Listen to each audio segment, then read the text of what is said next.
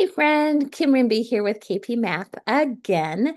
And today we're going to talk about the first few days of school. Now, if you're seeing this in the middle of the year, it can just be next week. But at the beginning of the year, I really like to hone in on where are my kids at when it comes to number sense and specifically place value and the groupings of tens.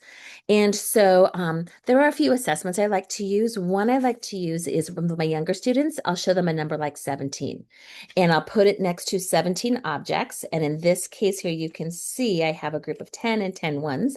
And I'll just say, okay, right here, this number, put that much in my hand. And then I'm looking to see, do they give me a group of 10 because this means one group of 10, or do they just give me one in my hand? And that tells me a lot about what they know. As the students get a little older, this is more like, kindergarten, first grade, second grade, second, third grade. I'd like to give them a number like 256. And I'll just say, okay, how much is one more and one less? 10 more and 10 less, 100 more and 100 less. And I'm just seeing, can they actually distinguish the difference between what's happening in each place? Of course, what I learned from that informs what I'm going to do with them when it comes to visual mathematics. Another thing to do with our K2, K3 kiddos is just to give them a number like this, a card like this, and ask them, how many do you see? As opposed to, and they just take a guess. And then I say, okay, same number of dots. How many do you see? And can they subitize? Can they tell that this is five groups of 10 and three extra ones to be 53? And I'll literally say, okay, this is what you might think when you see the number 53. But I want you in your mind to see five groups of 10 and three extra ones. So how they do on that assessment will also help me understand where they're at, where they need to go, and how to help them with visuals to make math real. As I shift into, fourth, fifth, sixth grade, I might give them a larger number and I'll just ask them, what does this represent? What place is this? What is its value? And what is its magnitude? Right. And so and then we can just do the same thing with the three. And with my older students, those are the three things I'm looking for because all along in all of the grades, starting in first grade, we're talking about place and value. We're talking about the ones, tens, hundreds, places, and the value of the digits in those places. Beginning in fourth and fifth grade, we start shifting into adding this idea of magnitude, that each place has a magnitude that is 10 times the place to its right.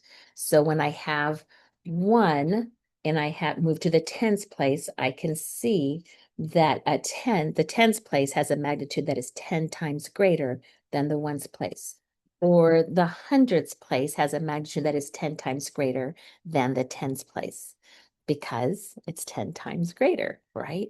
And so I want to just assess the kids on how they're doing with that understanding of the magnitude and the shifts in magnitude.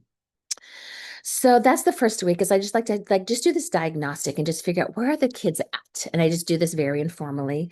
And then I start shifting into, okay, what are the first things I want to focus in on when it comes to number sense? And shifting into base 10 thinking. So with my youngest children, with my kindergartners, I might simply be working with numbers within 10, right? And we're subitizing, we're working on one-to-one correspondence, we're counting within 10, making a 10, all those counting and cardinality ideas. Then as we shift into first grade, second grade, third grade, with two-digit numbers and three-digit numbers, we might start talking about, I like to use 10 frames. That just happens to be, my mode. But how do the kids build within 10 and then start building with tens, composing and decomposing, trading, using place value language. With fourth and fifth grade, as we get into our place value instruction, we're going to be talking about again place and value and magnitude, right? So we want to make sure that we're hitting all three of those. And the magnitude is the new piece in fourth and fifth grade. Our students really haven't been focusing on that yet. That's where the multiplicative ideas structure comes into the place value that we work with. And Starting in fifth grade, well, actually fourth grade too, fourth and fifth grade, we start shifting to the other side of the decimal point. And we want them to see that those same relationships still exist, that each digit is 10 times the magnitude to the digit on its right. And in fifth grade, each digit has a magnitude that is 1/10 the value of the digit on its left. Here's the deal is in the culture that you set up in your classroom, you want to make sure that everyone comes to an understanding that we need to make math visible. Math is primarily a mental activity. It happens behind the mind's eye. It happens behind the eyes, in the mind's eye. And we want to help our students just start to see that I need to represent this. I need to make it as visible as possible with whatever tools you choose to use in your classroom, right? I often talk about KP 10 frame tiles, base 10 blocks, nesting, or banding popsicle sticks together. You can even do the same thing with snap cubes and then band those tens together into hundreds and so forth. And then finally, I'm going to be sharing with you a game pack that has some really fun interactive activities and games for you to play with your students just to get them started off on the right foot from the very beginning. Some of these games are games you will be playing all year long because we always want to be revisiting place value as a part of number sense that needs to be fluent for all of our children.